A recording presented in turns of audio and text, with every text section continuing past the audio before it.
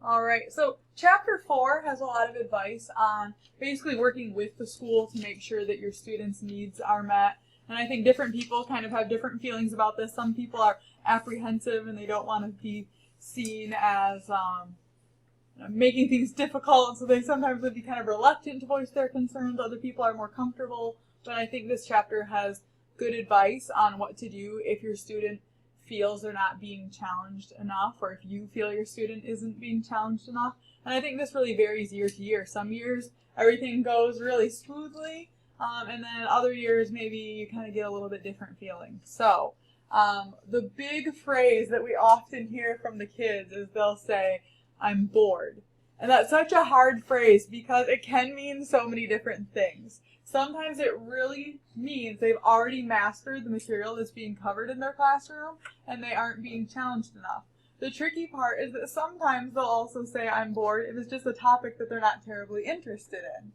Or if sometimes, even if the work kind of intimidates them, sometimes it's easier to just say, "Oh no, this is boring," when maybe it is too difficult for them. So we can kind of get that same phrase for lots of different reasons.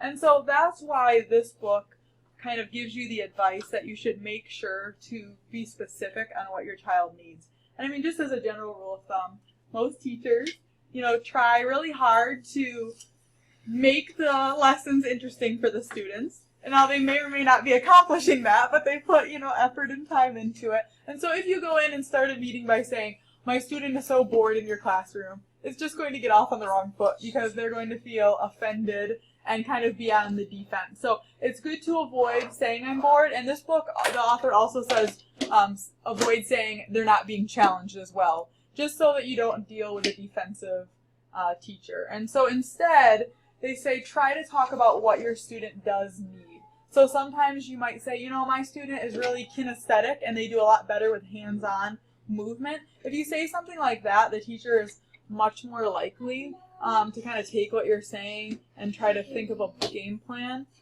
So knowing what your student needs, knowing how your student learns best are kind of good ways to approach the teacher. You can say, "My student's done independent projects in the past and they really do well when they work independently," or "My student really loves technology and they do really well when they're allowed to incorporate technology." And so if you give the teacher specific needs your student has, I think a lot of times it does go a little more smoothly. And then there was a little bit in this book as well about requesting teachers. And I think different principals have different philosophies on that. Some are very open to taking requests from the students. Thanks, Troy. Thank you. Some are really open to taking requests, and some are not so much. A lot of times people will tell you you'll have better luck requesting the teacher you want if you say what style you want instead of a specific teacher. So sometimes they're inundated with "I want this person" and "I want that person," and it gets a little hard. But if you say, "I need someone who does a lot of differentiation," or "I need someone who does a lot of hands-on projects because that's my student's learning style," sometimes you're more likely to get a better response. So a part of meeting with a teacher, if you do have concerns, is kind of knowing some of the jargon. That kind of helps a little bit. And so they're on page 62, 63, and 64, they defined a lot of different terms, and that's kind of a nice thing, maybe even photocopy and keep with you if you think you might be having meetings like that in the future where you can refer back to them. And that actually does help you be specific about what you're asking for and what you want. I just highlighted a few of the words that I think are probably the most important. Obviously, acceleration is a term most of us are familiar with, although that can mean different things, so it's good to be clear on what kind of acceleration you would like to see.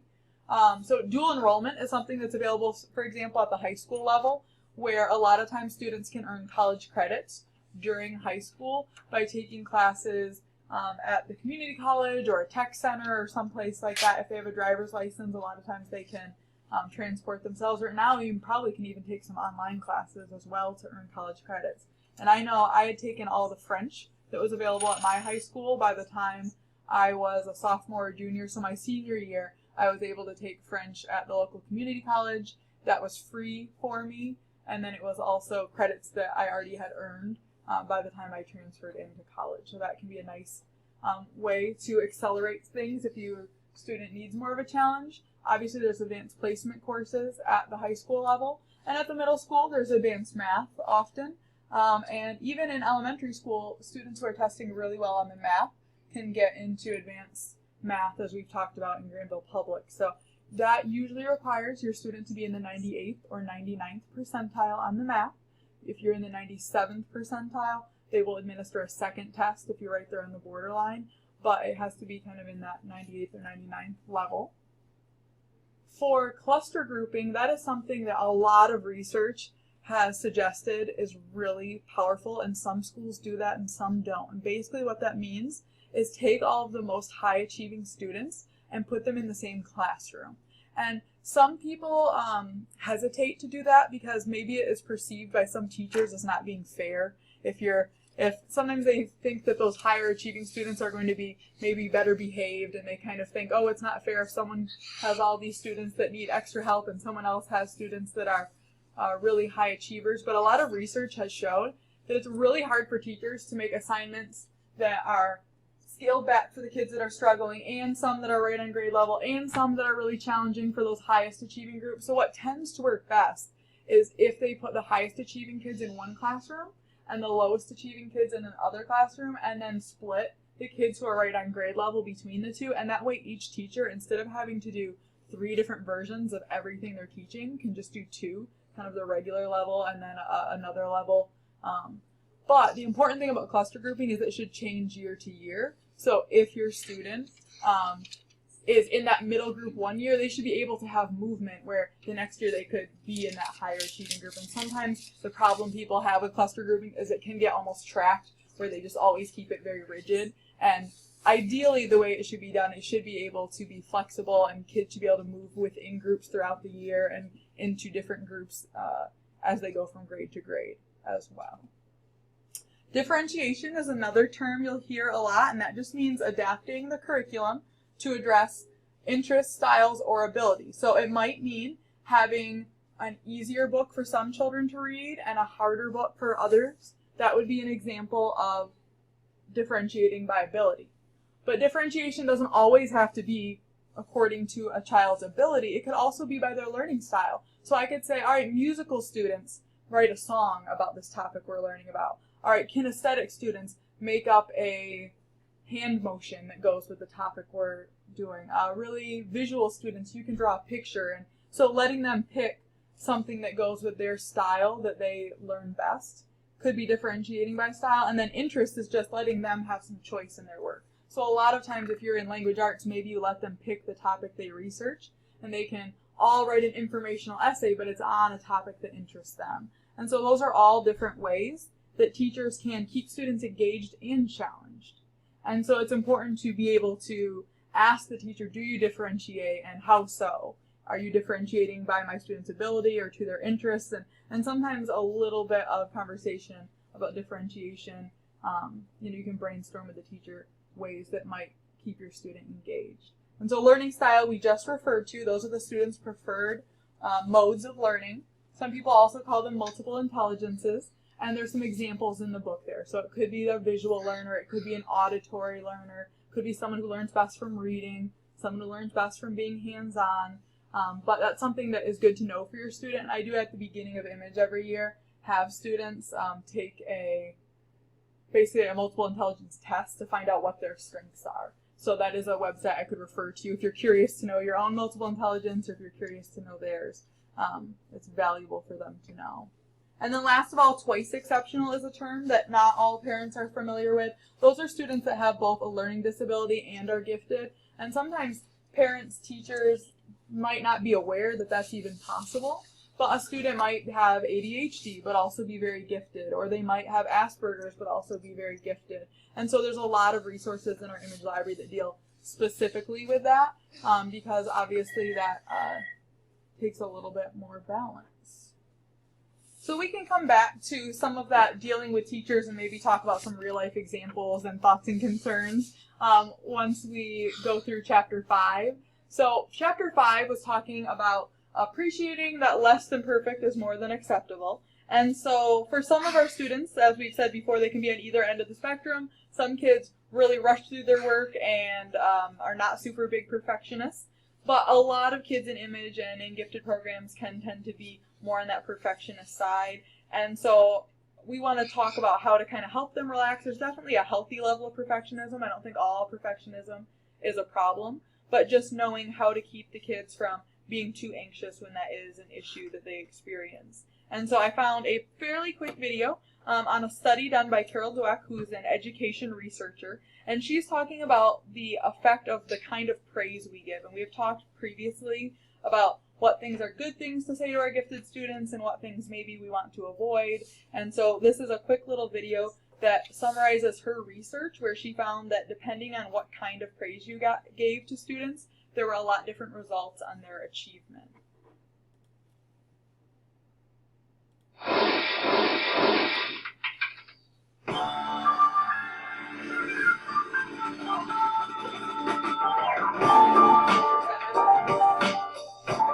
So check this out.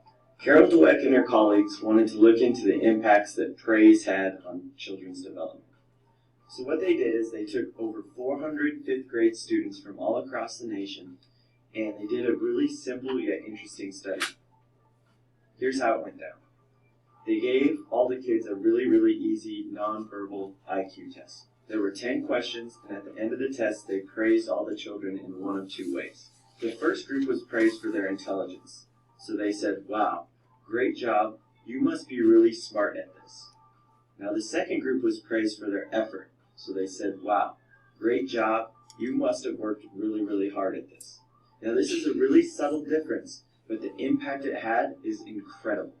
So after praising the kids and getting them divided up into the two groups, they gave them all an option for their next test.